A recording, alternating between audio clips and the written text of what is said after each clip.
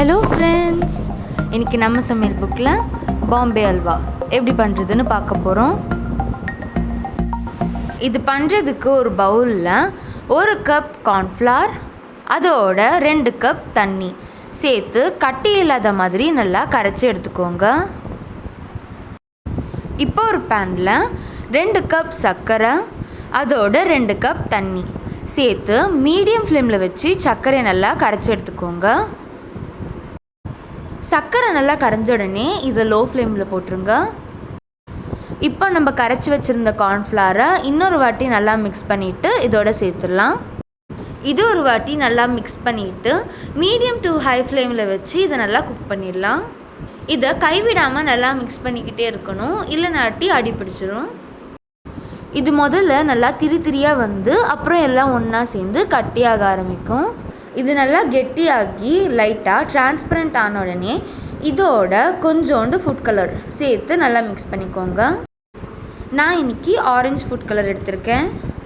Food colour நல்லா mix பண்ண உடனே இதோட நெய் சேர்க்க ஆரம்பிச்சிடலாம். இதோட 1/2 கப் நெய்யை கொஞ்சம் கொஞ்சமாக சேர்த்து நல்லா மிக்ஸ் பண்ணிக்கிட்டே இருக்கணும். ஒரு பேட்ச் நெய் சேர்த்து அது நல்லா அல்வா உறிஞ்ச உடனே தான் நெக்ஸ்ட் பேட்ச் நெய் சேர்க்கணும். 1/2 கப் நெய்யை இதோட கொஞ்சம் கொஞ்சமாக சேர்த்து மிக்ஸ் பண்ணக்கப்புறம் இது நல்லா இந்த மாதிரி கெட்டியாக வர ஆரம்பிக்கும். இப்போ இதோட 1/2 டீஸ்பூன் ஏலக்காய் தூள், 1/2 கப் நட்ஸ் சேர்த்து இதிலிருந்து நெய் வெளியில் வர வரைக்கும் நல்லா மிக்ஸ் பண்ணிக்கோங்க. இது நல்லா நெய் விட்டு பேனில் ஒட்டாமல் வந்த உடனே இது ஒரு நெய் தடவைன பாத்திரத்தில் ட்ரான்ஸ்ஃபர் பண்ணிவிடுங்க. இதுக்கு மேலே கொஞ்சோண்டு சாப்டு நட்ஸ் சேர்த்து நல்லா லெவல் பண்ணி விட்டுக்கோங்க. இது நல்லா ஆறின உடனே இது ஒரு பிளேட்டில் மாற்றிட்டு பீஸ் போட ஆரம்பிச்சிடலாம்.